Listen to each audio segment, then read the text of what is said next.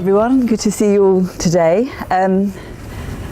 This is my presentation, Cultural Fit. So that's 2,140,000 is the amount of potential research articles that I could have looked at when I was looking at cultural fit. So you can see that it's quite a complex subject.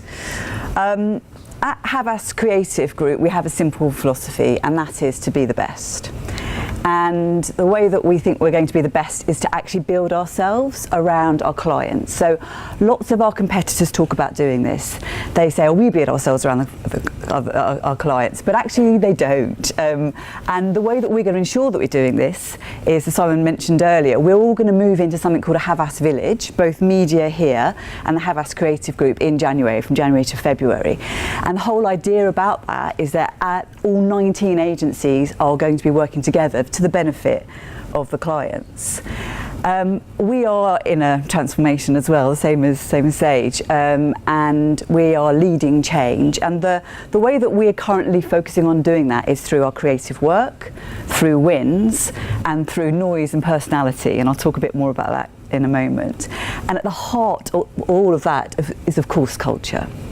So I'm going to go on to those three things. So the first one is creativity. I mean, I work for Havas Creative Group, and we are there's 8 different agencies, but we are all creative agencies. Of course, Havas Media are as well. I'm not saying they're not creative, obviously you are. But I quite like this Pixar quote that people tend to think of creativity as a mysterious solo act. Creativity involves a large number of people from different disciplines working together effectively to solve so many problems. And I'm just going to play you a reel, a 2-minute reel, it's not very long, of some of the problems that we've solved for our people. For our clients, should I say. So, how do I do play?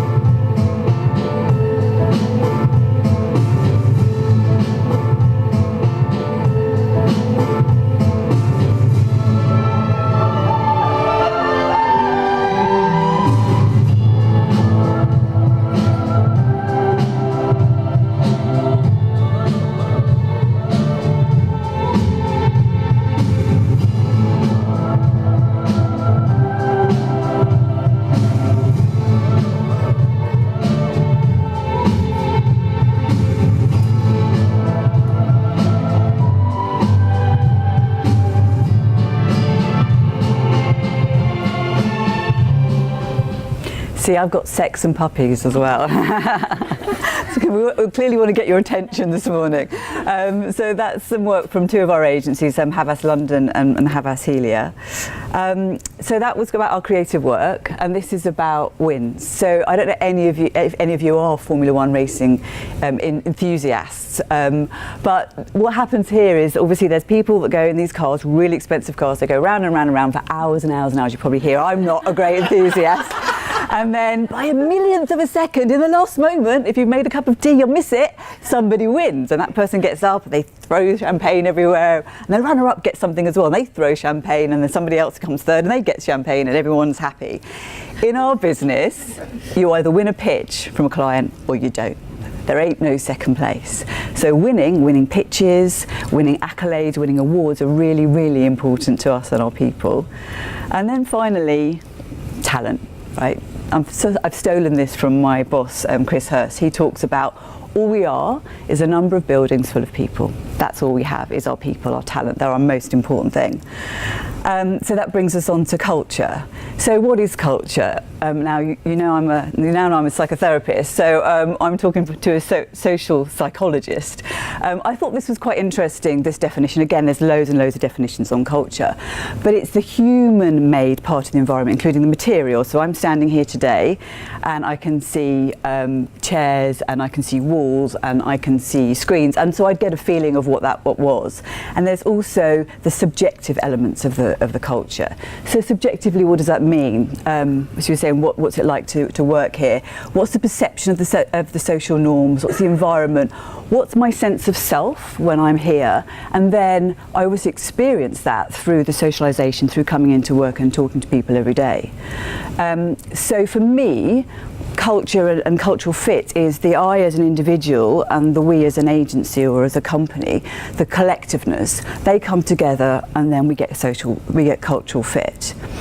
Of course, we have behaviours and we have cultural values. These are global, actually, considering there are so many different agencies. These are global values, and you can hear there's nothing hugely surprising there. There's innovation, there's collaboration, accountability, entrepreneurship, generosity and commitment. So we have our values, we have our behaviours, we've defined them as in I, so I am this and we collectively are that. And we've gone through and done that work.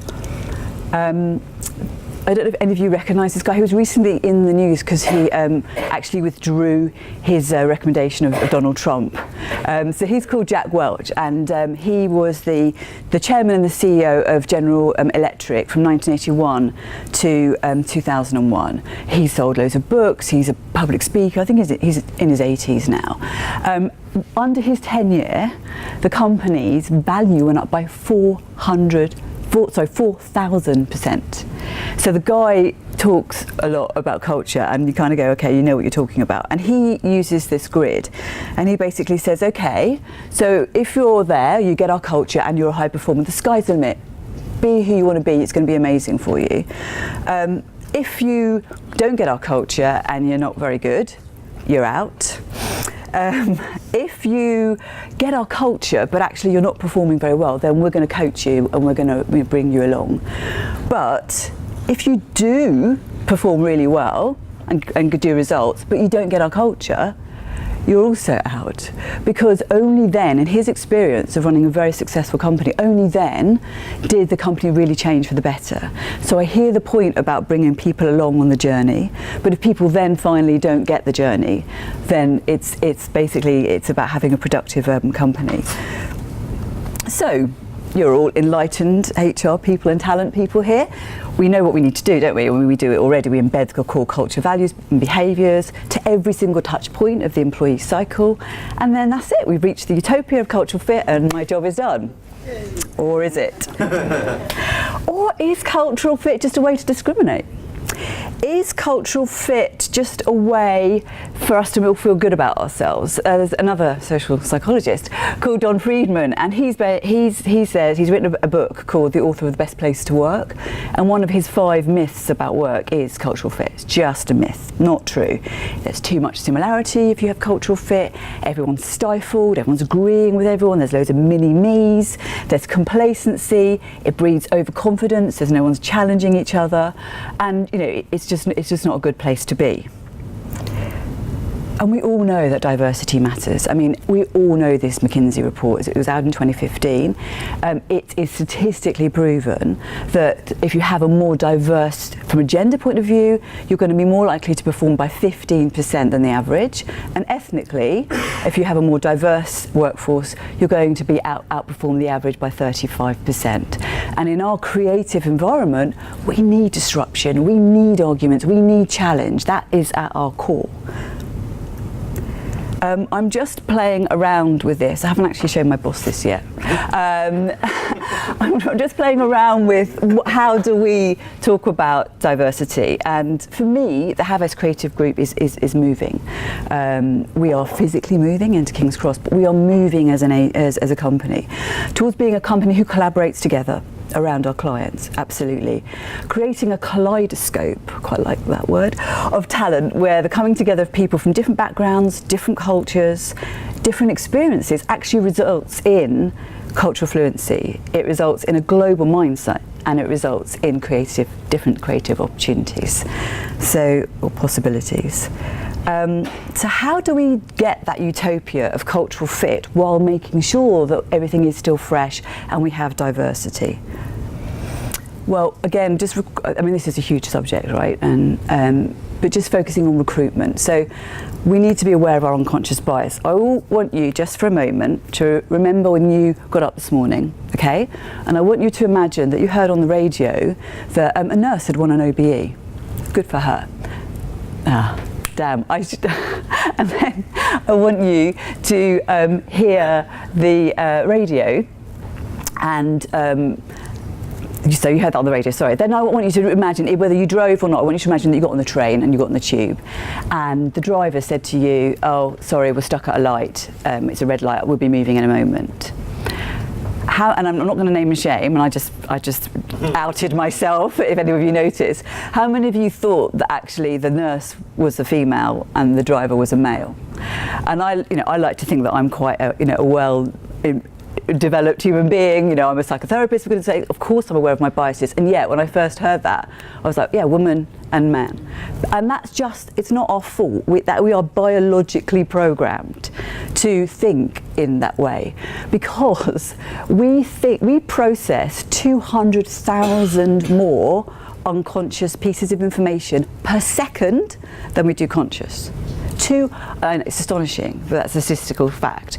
So we're made like this. We have to process. We've got so much information, particularly in our world now. So much information coming in. We have to collect them into things, and that informs our bias. And when biases become behaviours, that's when it's dangerous. So rather than trying to rewire our brains, which is quite difficult, we need to look at the environment that we put our people in, and then we need to do something about that. And I came across this phrase, rather, choice architecture, which I quite liked. And that's about looking at the environment and going, right, how can we reduce the bias for people? Everyone's busy, everyone's doing lots of things, recruitment, as everyone said, is so important.